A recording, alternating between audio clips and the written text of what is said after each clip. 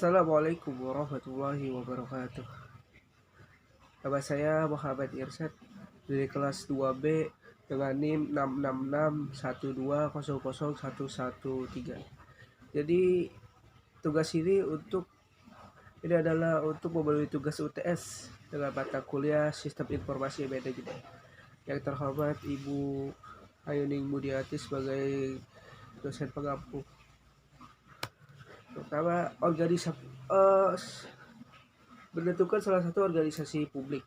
Jadi yang saya tentukan itu adalah Kartu Jakarta Pintar atau KJP. Merupakan singkatan dari Kartu Jakarta Pintar. Pertama kali dikeluarkan saat kepemimpinan Joko Widodo. Di era kepemimpinan Anies Baswedan saat ini, KJP dioptimalkan menjadi KJP Plus.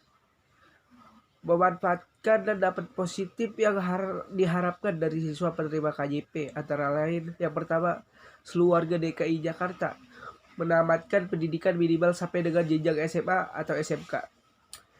Mutu pendidikan di Provinsi DKI Jakarta meningkatkan secara signifikan. Yang ketiga, peningkatan pencapaian target angka partisipasi kasar atau APK pendidikan dasar dan menengah.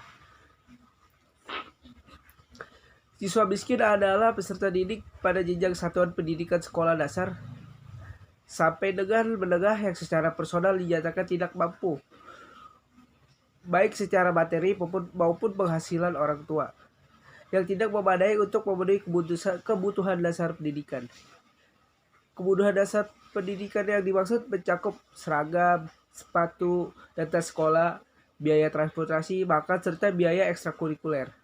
Berdasarkan pengertian tersebut, maka untuk kepentingan pemenuhan kriteria program pemberian BPSM seperti pendidik SD, SDLB, MI, SMP, dan SMA, SMK, dan lain-lain melalui Kartu Jakarta Pintar.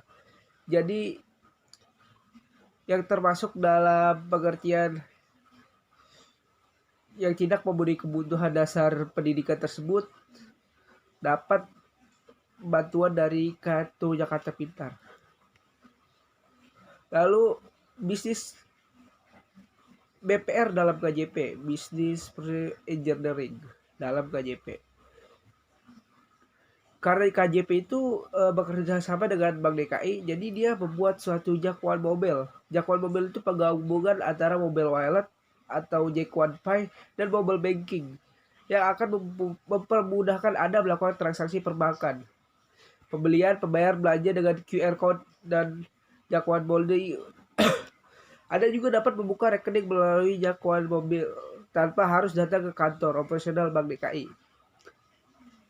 Jangkauan mobile ini dapat digunakan untuk memantau keluar masuknya saldo rekening KJP Anda dan kedepannya dapat dimanfaatkan untuk transaksi dan non tunai dan untuk fasilitas-fasilitas KJP Plus seperti subsidi pangan.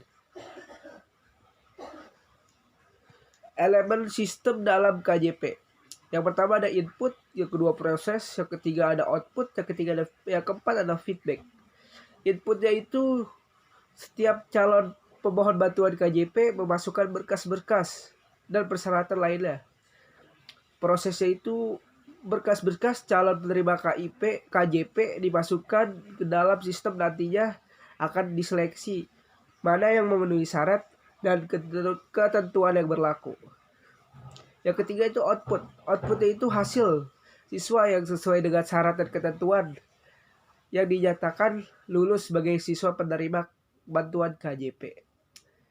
Feedbacknya itu penerima KJP memberikan kritik dan saran. Lalu ada computer based information system dari Kartu Jakarta Pintar. Computer based information system itu terdiri dari 4. Yang pertama ada hardware, software, jaringan, dan database. Hardware itu ada komputer, laptop, scanner, memori, dan HP. Software dalam KJP ada mikroskop, aplikasi jangkauan mobile, dan website KJP itu.